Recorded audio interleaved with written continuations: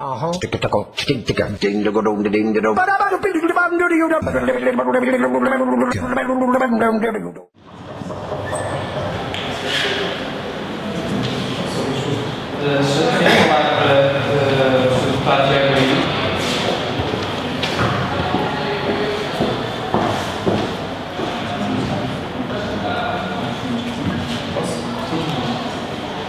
Caríssimos membros da mesa, prezados membros do governo, estimada audiência.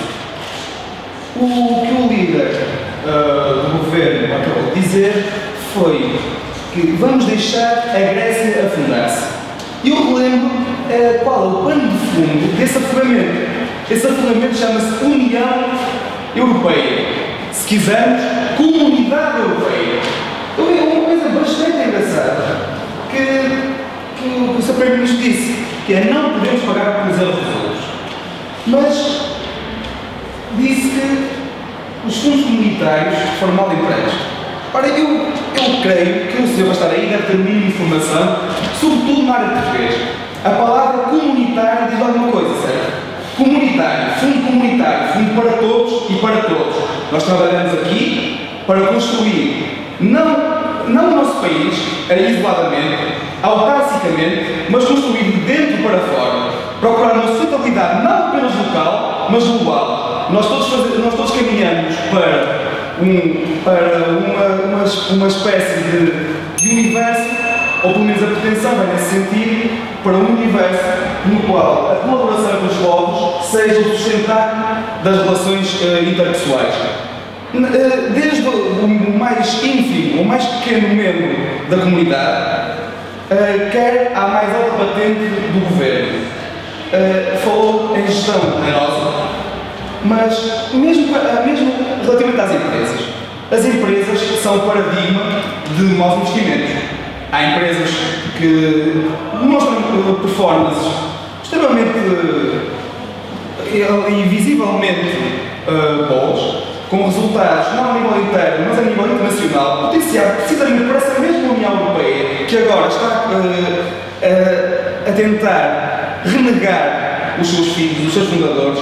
A Grécia aderiu nos anos 80, mas para todos os efeitos não há distinção entre membros que entraram primeiro e entraram depois. A partir do momento em que a pessoa entra, pode ter menor expressão ou maior expressão, conforme a sua dimensão profissional, área geográfica, por aí fora. Mas renegar um mau investimento, renegar um país com o seu mau investimento, é uma péssima política que se funda apenas em bases meramente ético-contributivas. Tu fizeste mal, vais pagar exatamente por isso, sem qualquer tipo de finalidade corretiva. E eu dei ao bocado o exemplo das empresas para alguma coisa. Existe uma figura que seguramente conhecerão, que é a da insolvência, que permite que as empresas se afundem, tudo bem, deixem essa atividade de acordo com moldes específicos, sobre os quais eu também não quero estar a aprofundar, sob pena de estar a cometer alguma equivocação, mas não deixa a empresa ir completamente ao fundo. Protege quer o credor, quer o devedor, em certa parte. Daí que é muito perigoso estar a falar em simplesmente voltar ao abandono maus investimentos, porque se eles existem é porque foram necessários. Se forem necessários é porque temos algum mérito para os merecer. Vou passar agora a palavra ao colega que está ali atrás, em cima. Não acho que, ao falarmos em Grécia, estamos a transmitir uma imagem de todos os países que se podem deixar nas contas e também vão ser salvos a seguro? Eu apontei o dedo, em parte, apontei o dedo à Grécia.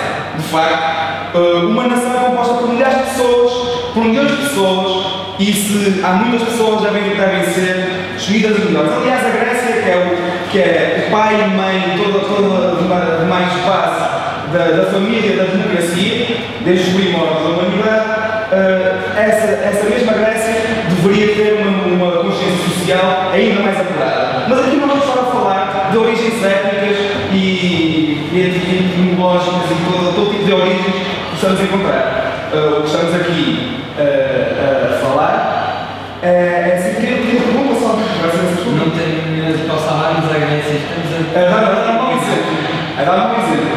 Aos outros países podem-se deixar nas contas. Exatamente, eu aponto o dedo à Grécia, mas não aponto o dedo só à Grécia. eu aponto o dedo mesmo aos próprios órgãos centrais da União Europeia que não desenvolveram meios de controle, de fiscalização desses mesmos fundos. Porque a União Europeia não é nenhum Zé Ninguém, não é uma pessoa, não são duas pessoas, é composta pelos membros mais qualificados e é muito complicado enganar a União Europeia. Por isso, eu acho que o argumento não tem qualquer tipo de sustentabilidade de que é muito fácil enganar a União Europeia, porque não é.